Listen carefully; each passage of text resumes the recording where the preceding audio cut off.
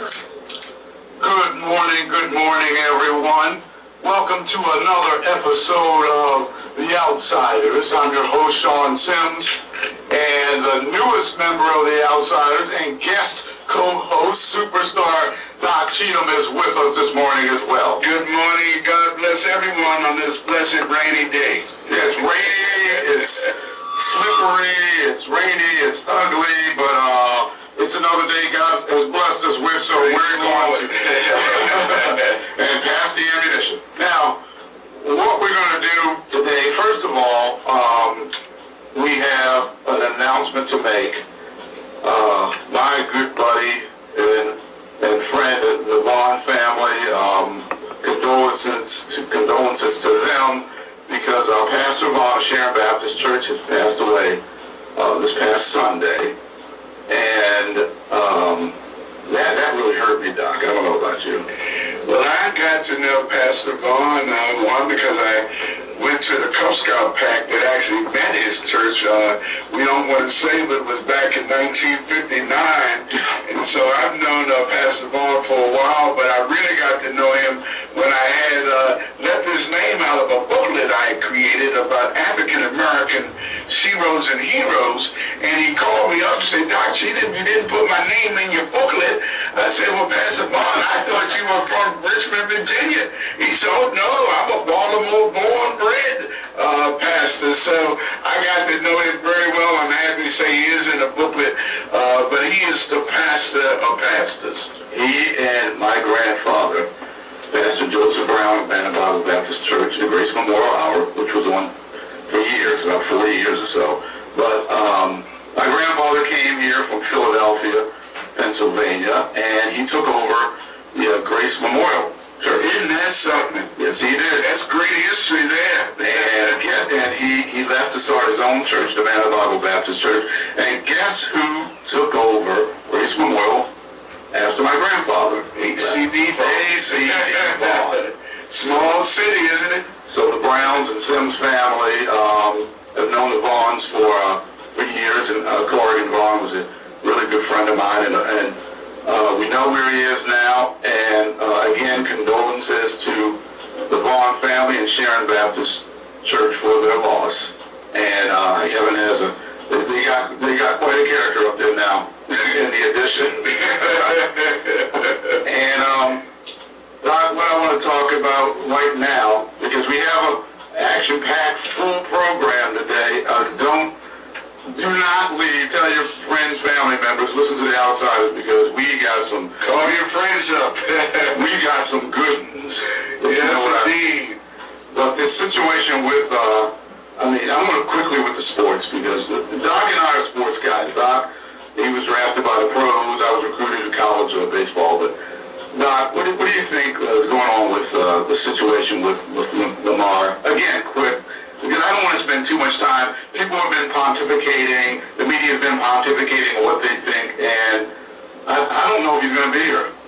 Well, I'm hoping he does come here. I'm hoping the fact that Ozzie Newsome has been brought to the table, that that's going to be the determining factor whether or not Lamar plays with us or not. I think Ozzie was the one who actually recruited and drafted him. So I'm hoping at the end of the day, I know everyone is about to get as much money as you can as an athlete, and the teams are trying not to give up as much money as they can. I think they are guilty of collusion, but I'm hoping Lamar does play for the Ravens. Well, he had a huge contract on the table he could have jumped on. He would have been one of the highest paid quarterbacks in the NFL. He would have been second from what the room has. And this is without a Super Bowl, and this is without getting to the AFC Championship game. Did they get to the AFC Championship game? Because I don't believe they have. No, and he's been injured. That's always questionable, even though there's also question as to whether or not their trainer was taking care of the folks that had been injured well enough. I'm hoping he was there, but I'm a Raven fan, but I'm also someone that's troubled by the Ravens because they wouldn't let me put the Lenny Moore statue on their property. Yeah, it bothers me. I have an autographed picture of Lenny Moore and Johnny Unitas, so I mean that bothers me a little bit. But let's jump to the Orioles real quick. think's going to go? How do you think the O's? I think they're going to do as well, if not a little bit better than they did last year. Last year was a great surprise. They have selected the pitcher that will pitch next week. He's one of the older starting pitchers that we have for the Royals. But, you know, I think maybe starting with a veteran, it gives the team a good start off that, you know, they're not going to use the relievers hopefully as much as you would a young starter. But I think the Oilers are going to do well. And folks, y'all may not know this, but I think the Baltimore Orioles have the best farm team in baseball now. Uh-oh. I think people are going to be shocked. I hope to be shocked, but I think that the people are going to be shocked at what they do. So, you know, go O's, as I always say. I mean, the last World Series I attended was in '79, you guys. Uh-oh, '79 my goodness. '79 was a losing year. Yeah, that was a losing year. In '83, I could have went, and I was so disappointed in '79.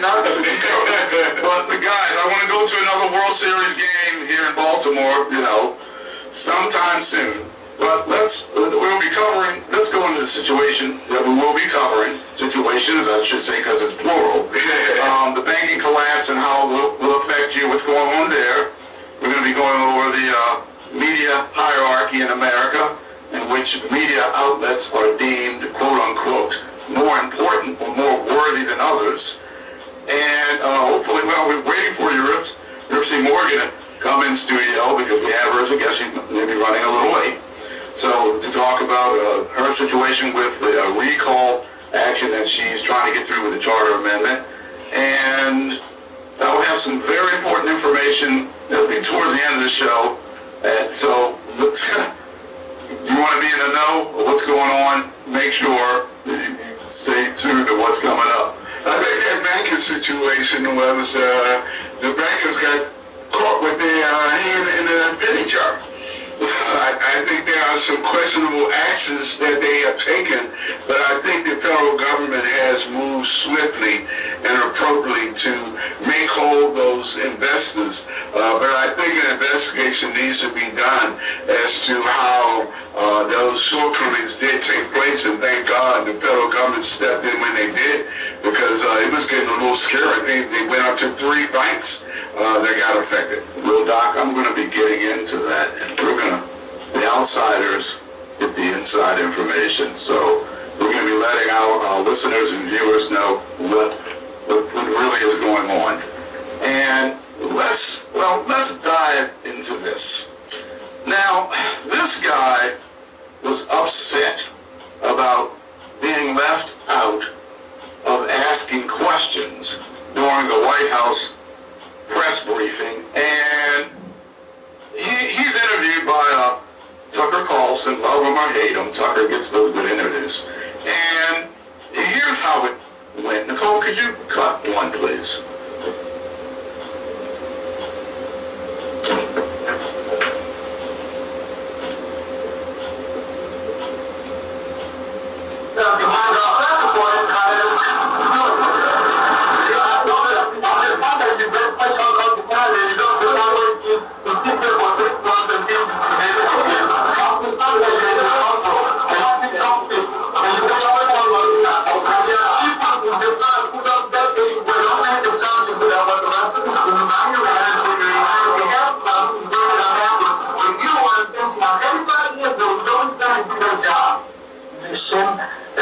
What happened to me today is a total disgrace, and it's happening in the Biden White House.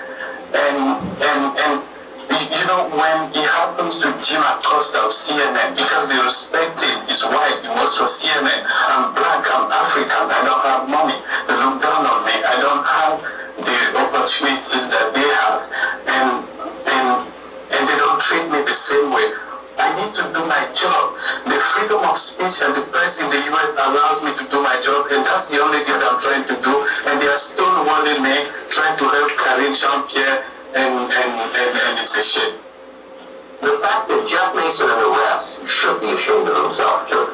The White House side against you is really the most awful things I've ever seen. The press is supposed to be on the side of the press, right? And one of the members of the press saying that, hey, I don't feel like I'm being treated fairly. I'm not getting quite options, okay, the option to ask questions. The White House is being transparent with me. The press is supposed to silence that individual. But because this guy doesn't come from CNN or MSNBC, okay, or ABC or NBC or some of these big legacy local media networks, they treat this guy like, oh, you're supposed to just shut up. Like, just shut up and take it. Doc, what do you think of that?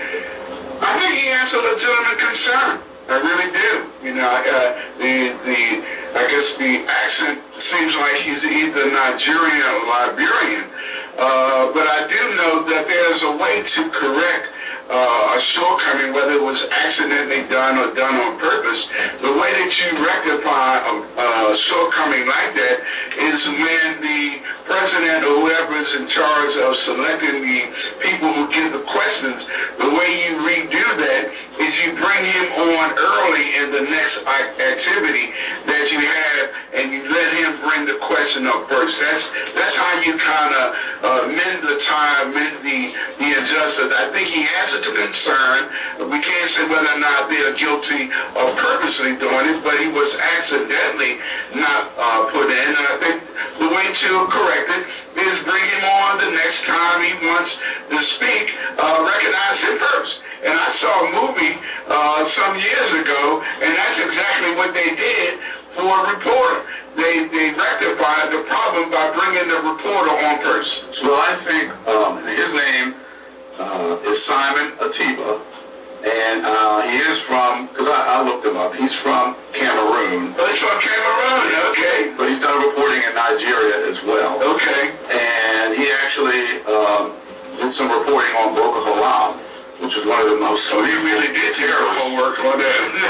This guy is the real deal. I mean, he's no cupcake. I think that's Yuripzy coming in. Hi. Oh, hello. Thank you. I've been looking everywhere for you guys. Oh, everyone, Yuripzy Morgan has come in studio. Oh, we got a seat right here for you. We got you in the top seat here. Oh, she's got her coffee mug. And we're discussing this guy, Simon Ateba, who was with me. He's with the press house, White House Press Corps. Good to see you, dear. Hello. This guy, have you ever heard of Simon Ateba? No, I'm not familiar with him. He's with the White House Press Corps, and he was asking questions attempting to, anyway, Corinne Pierre, and she wouldn't let him ask questions because he's with Today News Africa. He's an African gentleman, and he said that he had not been given an opportunity to ask questions for several months. And he's sitting in the back, and he's talking, and he's trying to let him know, look, I've been here for several months. He's been with that corps for a while now. And for whatever reason, she will not allow him. And he also said the people in the back would not allow them to ask questions. So is that fair to prevent people from asking questions who are with the White House Press Corps? I mean... well, no, but I think that happens not just in national politics, it happens in city politics as well. I mean, you look at Mayor Brandon Scott, it's very clear that there are some reporters that he is not going to answer questions to, he goes out of his way sometimes to let it be known that he's not going to answer the question. I think he even turns away from certain reporters, right? It's the White House Press Corps. I think that's the issue with having the bully pulpit, is that you can pick and choose whose questions you want to answer. Well, looks like what they had is, I'm reading my notes, the Ted Lasso show. I don't know if anybody watches this. Jason Sudeikis, formerly of Saturday Night Live, has this show, Ted Lasso, and they were visiting the White House. So after they finished speaking, that's when Mr. Tebow started going in, and these elite organizations, so-called elite organizations like the big news outlets, they do have a tendency, just like you said, Yuripzy, in the city as well, to keep out those who are on the outside, no pun intended, the outsiders, and they do have a tendency of doing that. And this guy, you know what? I'm going to give him a call. I want to interview this guy. I'm going to give him a call, and I want to interview him. I think that would be the outsiders are going to interview him, and I'm going to find out what's really going on. going on with the situation. But, Yuripzy, you know, you had, because I'm going to segue into your success with the Question K situation being passed, and it looks like they're trying to do something to, what, overturn it, or, who's this guy, Ryan Dorsey? He's the blower guy, gas blower guy. He's a councilman that evidently was not pleased that we did so well with Question K. Yeah. And first, I have to say congratulations to the city of Baltimore, because, this is one of those issues. I came on board with P.E.A.C.E. after, so, I'm a little bit newer to the scene.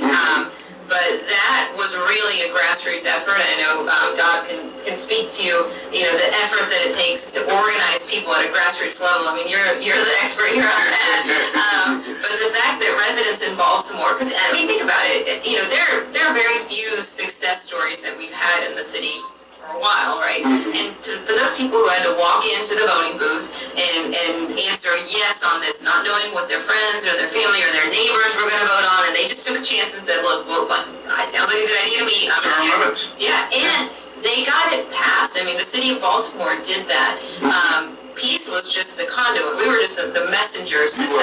Excellent. You did a very that was an excellent job. And the P.E.A.C.E. organization, and what does P.E.A.C.E. stand for again? It's People for Elected Accountability and Civic Engagement. So it's two parts. Elected accountability, that's we're focusing on city government, and then civic engagement, focusing on people. And to your point, yes, Councilman Brian Dorsey, I think it was maybe less than a week before he had introduced legislation to overturn Question K with the idea that, well, people just didn't know what they just didn't know any better. Well, these dumbbells, they don't know what they're voting. They don't know what they're voting for. I'm excited. That's pretty much what he's saying. I'm excited that we have Giovanni Patterson and Yuripzy Morgan as the two leaders, and I think if anyone wants to really get involved and get educated and work with two outstanding individuals, this is one area.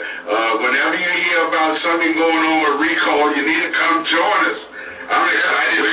I've been calling for recall since I started the show last year. You sure did. I went on record, and what I want to do is let's go to what's going on with this Question K, and we're going to go into the recall situation as well, Yuripzy. But Nicole, can you cut to, please? Well, Senate, remember Baltimore City elected officials. 72% of them saying they wanted the limit approving Question K on the November ballot, capping city council members, the mayor, and comptroller to 2 4-year terms. Just weeks later, people lined up to fill the seat are more likely to have been bought and paid for by wealthy and powerful interests, just like Question K itself. Councilman Ryan Dorsey introducing a plan to ask voters to repeal that charter amendment.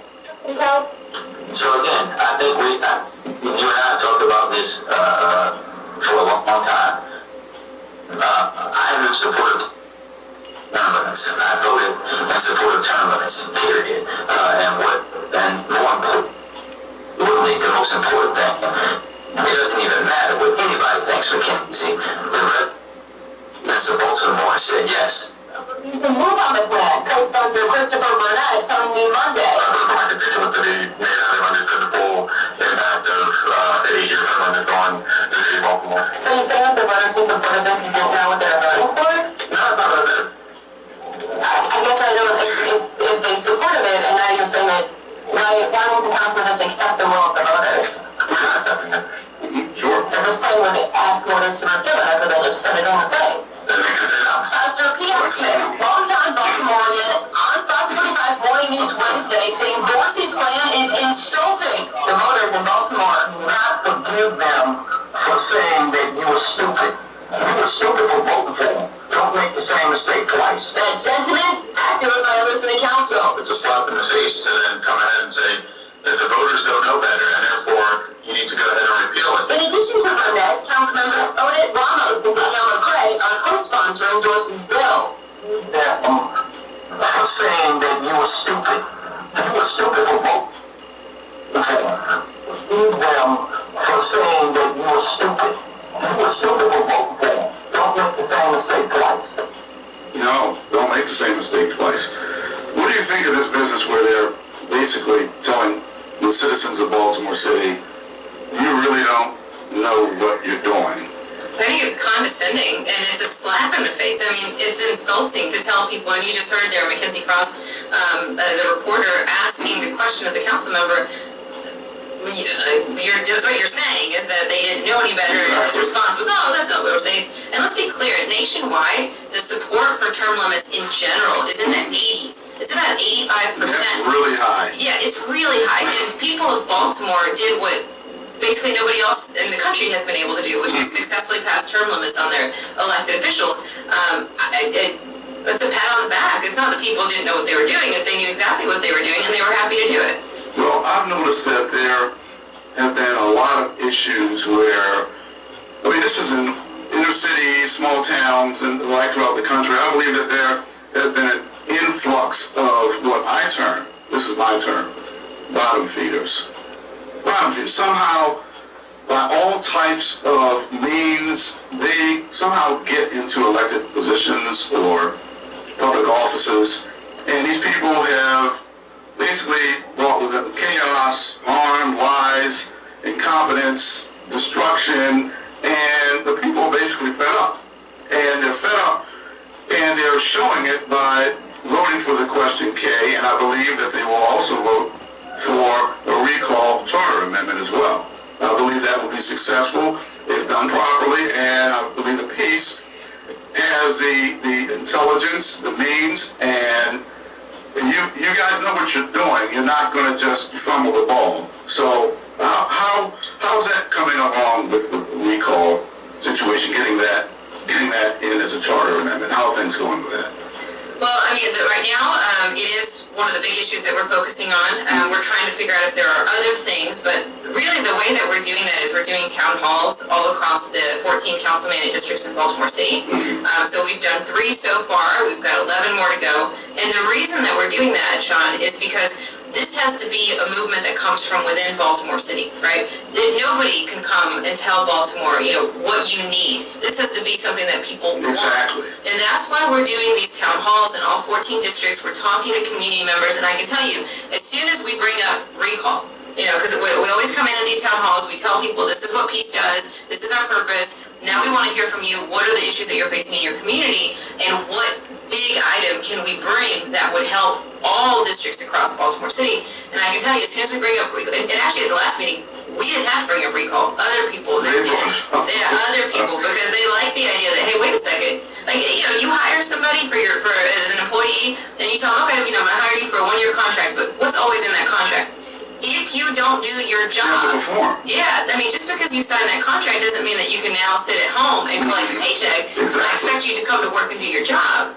And that's all that recall is. It's just a mechanism that if people say, you know what, we hired you for 4 years, turns out after 2 years you're not doing anything. Well, I know of someone, I'm going to throw this in, because I had not planned on, it's not in my notes, I had not even planned on saying it, but since you just brought that up about elected officials showing up to work and do their job, but little birdie told me, and we're going to dig into this later because I want to get more concrete information, that there's an elected official who does not go to work maybe a few times a week, does not show up, and from the word I'm getting, and I actually confirmed this myself because I went there, and there's a ringer with a camera on the door of this elected official. The door is locked. This elected official promised, and I have it on tape, promised that he would be transparent, have an open door policy. The door is locked. There's a camera with a bell that you have to ring in. And this person, from what I'm getting back from folks, does not go to work. And is getting paid roughly $120,000 a year, which comes down to about $500 a day. Taxpayer money. This person's not showing up. So we're going to dig into it a little bit more, but I just wanted to throw that in because you did mention that, and this is horrific. And regarding the recalls, this is going on all throughout the country. Chicago, Bolton, Illinois, Austin, Texas, Hartford, Eagle, Idaho, New Orleans, Colorado, San Francisco, all over the country. People are screaming for recalls of these elected officials. And Nicole, can you go to Cut 3 on the recalls? In 2022, in a recall fight in Chicago's south suburbs, people in the village of Dalton voted to kick the mayor out of office. And the city of Cheatham, Ontario, after getting sworn in as Dalton's mayor, voters recalled Tiffany Hilliard Tuesday. I mean, we listened to the community. The community is asking, what can we do? They were uncomfortable with lack of transparency. They were uncomfortable with the spending. Village trustee Jason House believes the referendum to recall the mayor was necessary and needed. We are the market leader. Cities gathered downtown today to ask for Mayor Steve Adler to be recalled and to leave office of the association. Now, before those voters were taken, we spoke to some people at the protest about why they don't want Adler to be the mayor anymore. Austin is not what it used to be. In the last 18 months, it has gone severely downhill in terms of public safety. People are concerned about affordability. Hartford needs a new mayor. James Baker has been the mayor of Hartford for nearly 2 years, but not anymore. Today, he turned in his city property and picked up his last paycheck. We're ensured that we need no more shenanigans. Recall Flanagan. Members of the committee to recall Mayor William Flanagan say they've officially delivered petitions with nearly twice the required number of signatures in time to meet the legal deadline. Bob Camara, a retired former firefighter, is spearheading the recall effort. I think the page you throw, it was the straw that broke the camel's back, per se. Camara and other city residents like Josh Silva say they're dissatisfied with the mayor for the pay-as-you-throw garbage fees he instituted, along with a host of other unpopular issues. You know, come up and order, my taxes have doubled in less than 5 years. The mayor's raised our taxes every year. Our water bills are about triple what they were. This is going on all over the country. This is not just Baltimore and our mayor and our elected officials. Yuripzy, what do you think about what's going on all over the country? It's not like you're in some bubble where Baltimore is just doing this, all by ourselves, but this is going on all over the country. Yeah, I think what you're seeing is almost like a citizens awakening, right? Like not necessarily a political awakening, because to be honest, I'm not even sure the political affiliations of the mayors that they're talking about recall, but it's the idea that people are starting to remember that, oh wait, we're in charge. Like actually, you work for me. And I think for a long time, it's been seen the other way around. And maybe some of that's because we tend to get a little complacent, but everybody knows, it's one thing if you get complacent and things are going well. When things are not going well, all of a sudden people start saying, hey, hold on a second. Wait a second. Yeah. And then to be told by, I think a lot